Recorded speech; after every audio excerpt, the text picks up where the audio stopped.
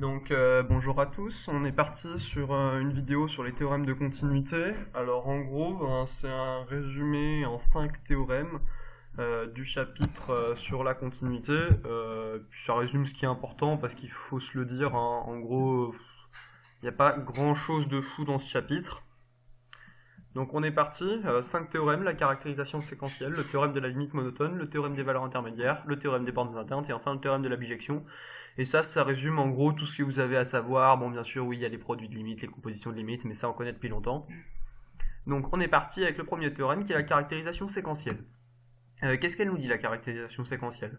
Elle nous dit que si on a une fonction f qui a pour limite, qui admet une limite en x0, en fait, qui est continue en x0, en fait, qui admet une limite en x0, hein, si f de x, quand x tend vers x0, ça tend vers f de x0, c'est-à-dire une fonction f, elle admet une limite en x0, et qu'on a ça, si et seulement si, c'est bien une équivalence, attention, pour tout de suite un qui tendent vers x0 quand n tend vers plus l'infini, la suite qui est définie par f de un, quand n tend vers plus l'infini, elle tend vers f de x0.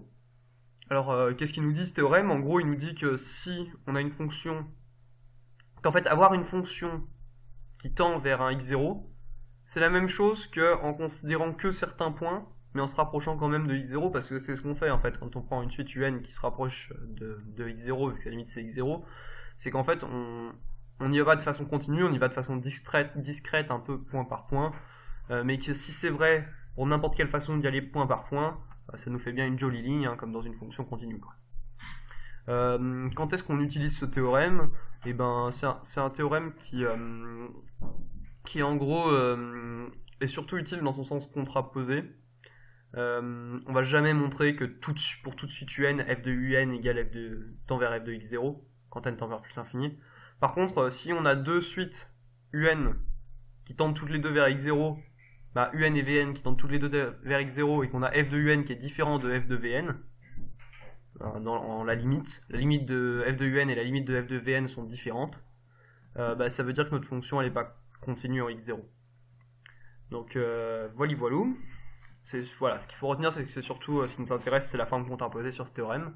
Donc maintenant, on passe au théorème de la limite monotone. Alors je fais pas les preuves hein, parce que bon, elles sont pas super intéressantes. C'est surtout du raisonnement logique et c'est pas trop ce qui nous intéresse ici. Donc qu'est-ce qu'il nous dit le théorème de la limite monotone? Il nous dit que si on prend i un intervalle de r, une fonction de i dans r, et que notre fonction elle est croissante. Alors dans le cas où on a une fonction qui est croissante, pour tout x appartenant à i, f elle admet une limite à la fois à gauche et à droite, j'ai oublié de préciser en x, bien sûr. Donc en gros, qu'est-ce que ça nous dit, ce théorème de la limite monotone? C'est que toutes nos fonctions croissantes, elles ont un peu cette tête-là, comme les fonctions qu'on voit ici, c'est qu'elles sont pas forcément continues, mais en gros, elles sont continues sur divers intervalles, ce qui fait que quand on tend vers un point, voilà, on peut tendre vers un point comme ça. Éventuellement, ça sera pas forcément raccordé la limite à gauche et la limite à droite, mais il y aura bien une limite à gauche et une limite à droite. En fait, ce que ça nous dit, bon, pas exactement, mais c'est que à quelque chose près, on a affaire à des fonctions continues par morceau. En fait, elles sont pas exactement continues par morceau parce que si on le souhaite, quand on a des fonctions croissantes comme ça, en fait, continue par morceau, ça veut dire qu'il y a un nombre fini de morceaux. Là, on pourrait quand même avoir une infinité de morceaux, mais ça serait toujours à chaque fois sur des segments continus, quoi. Continus sur des intervalles, pas des segments. On trouverait que notre fonction, par exemple là, entre là et là, il continue. Voilà, c'est un peu ce que nous dit ce théorème, c'est quand on a une fonction croissante, en gros, on peut se restreindre à des petits intervalles où elle est continue. Et on a bien des limites à gauche et des limites à droite en tout point. À quoi sert ce théorème? C'est une bonne question.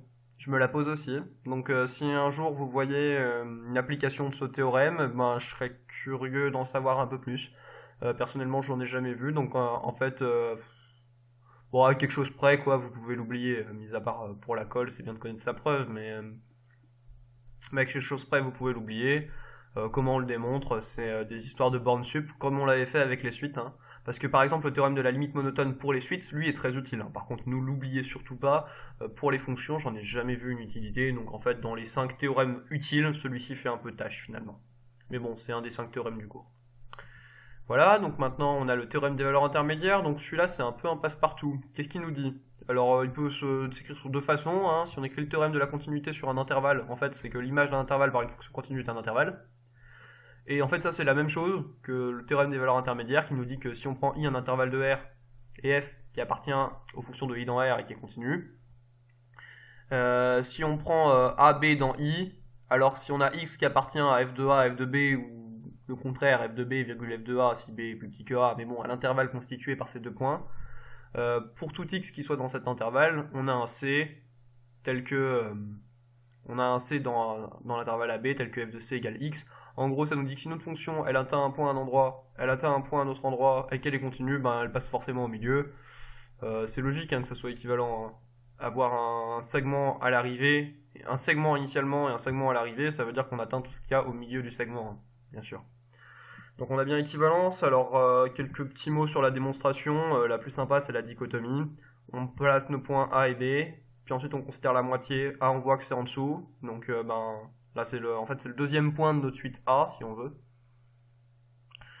Puis ensuite on reprend la moitié de nos deux points. Vu que c'est toujours un en dessous, toujours un au-dessus, en fait on s'imagine qu'il y a toujours que 0. Bah en fait ils sont toujours d'une part et d'autre de 0 et du coup on sait que notre solution elle est encore au milieu si elle existe. Et du coup, on continue, on se met au milieu, un point A3 il est en dessous, encore au milieu, un point A4 il est en dessous. Au milieu, cette fois-ci, on est au-dessus, donc bon, bien sûr, on avait B1, B2, B3, B4, c'était au même endroit que B, maintenant B5 c'est du coup ici. On se place encore au milieu, B6 c'est au-dessus, et on continue. Et en fait, du coup, en faisant ça, on va se rapprocher d'un moment, en fait, on se rapproche au fur et à mesure, en fait, l'écart entre notre suite A et notre suite B s'éloigne. Du coup, ça tend vers une limite. Et la limite, elle est à la fois au-dessus de 0 vu que c'est la limite des suites de B, en dessous de 0 vu que c'est la limite des points A, et du coup elle est bien sur 0. Donc voilà, c'est juste à mettre joliment, à écrire joliment, mais en fait ce qu'on fait c'est juste des suites adjacentes de cette façon-là, en faisant de la dichotomie, et ça marche très bien. Alors quand est-ce qu'on utilise ce théorème des valeurs intermédiaires? À peu près à chaque fois qu'on a deux points, qu'on a une fonction, qu'on a deux points, et qu'on veut un truc au milieu, quoi. Généralement, on n'utilise pas forcément tout seul ce théorème des valeurs intermédiaires, mais en fait à travers le théorème de la bijection, qui lui est très très important.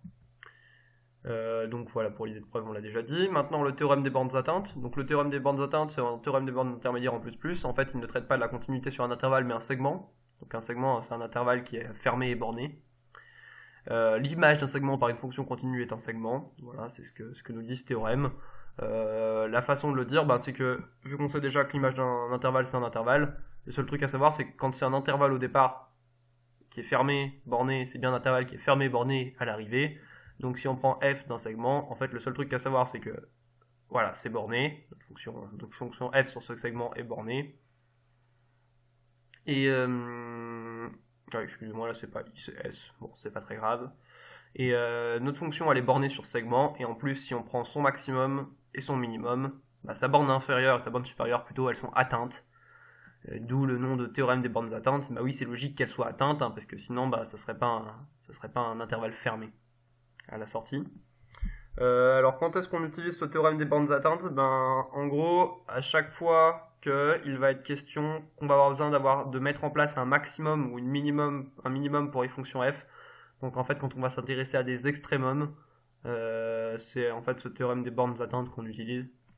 Donc voilà. Et maintenant, le dernier théorème, c'est le théorème de la bijection. Donc lui, très très important. Hein. Il permet de caractériser un peu certaines fonctions bijectives de R dans R. Donc si on prend I un intervalle de R et F de I dans R comme d'habitude, une fonction qui est continue et strictement croissante, on insiste bien sur le strictement parce qu'on va en avoir besoin pour l'injectivité. Alors f de i déjà c'est un intervalle, l'image de notre intervalle i par la fonction est un intervalle, et en plus f réalise une bijection de i dans f de i.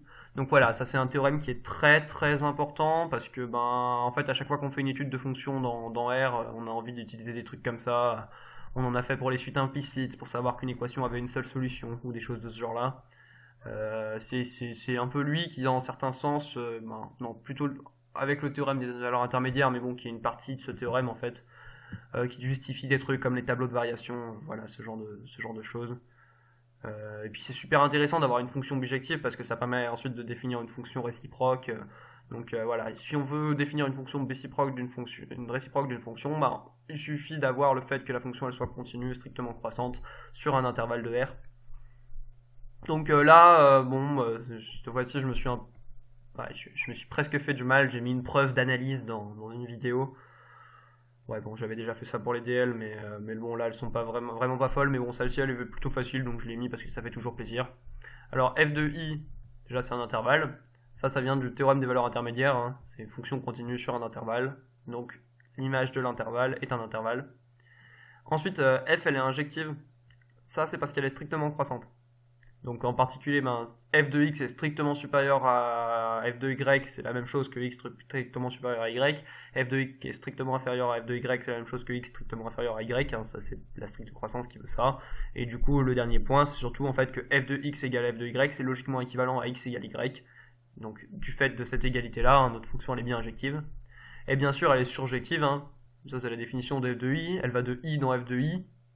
F de i, c'est l'image des points de i, donc bien sûr l'image des points de i est bien tous les points de l'image des points de i est bien atteinte, hein, parce que c'est la définition de f de i, hein, il existe un x tel que f de x, si j'ai y dans f de i, il existe un x tel que f de x égale y, c'est exactement la même définition de la surjectivité. Donc voilà, et puis bon, on pourrait dire un truc de plus, hein, bien sûr elle est bijective, donc elle admet une bijection réciproque, et la bijection réciproque est également continue. Bon, ça c'est toujours vrai dans R, ça va être vrai aussi dans C. En fait, ça va être vrai avec des topologies sympathiques, mais je ne détaille pas plus sur la question. C'est pas ça qui nous intéresse présentement. Donc voilà, ce théorème de la bijection, fondamental, très important. On va le rencontrer très souvent. Vous plantez pas sur les hypothèses, sinon vous vous faites taper dessus par le prof de maths. Et puis voilà, on s'arrête là pour cette vidéo, et puis à une prochaine.